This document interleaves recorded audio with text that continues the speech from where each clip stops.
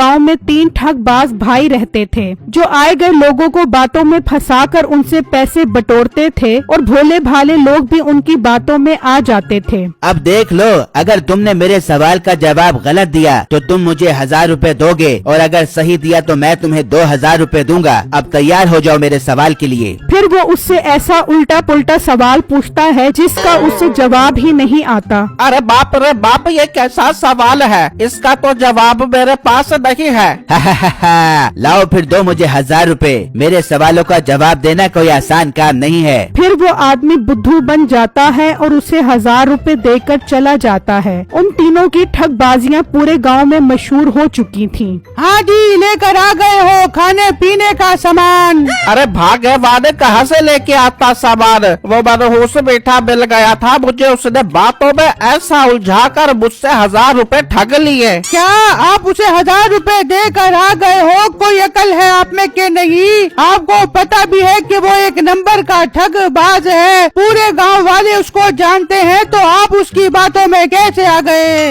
बेगम, उसने कहा कि अगर तुम सवालों का सही जवाब दोगे तो मैं तुम्हें 2000 रुपए दूंगा। मैंने सोचा जवाब तो मैं आराम से दे दूंगा, लेकिन उसने तो ऐसा सवाल पूछा कि उसका जवाब तो आइंस्टाइन का लड़का भी नहीं दे सकता, और फिर उसने मेरे से 1000 रुपए ठग लिए। हाय, अब मैं क्या करूं? कोई अकल नहीं है आपके दिमाग के अंदर।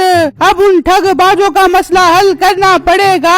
मैं भी अपने भाई के पास जाती हूँ। फिर वो औरत घर से निकलती है और अपने भाई के घर आ जाती है। आओ बहन आओ, खैर तो है, इतनी परेशान क्यों लग रही हो? भाई आपको क्या बताऊं, आपके भंडवैये साहब मीठे के हाथों लुट कर आ गए हैं। बहन ये तुम क्या कह रही हो? फिर उनकी बहन उसे सारी बात बताती है। उसे भी ये बात सुनकर बहुत गुस्सा आता है। अच्छा तो ये बात है, ये ठगबाज लोग एक एक करके पूरे गांव वालों को चूना लगाते रहेंगे। अब इनका मसला हल करना पड़ेगा, वरना तो हम परेशानी में आ जाएंगे।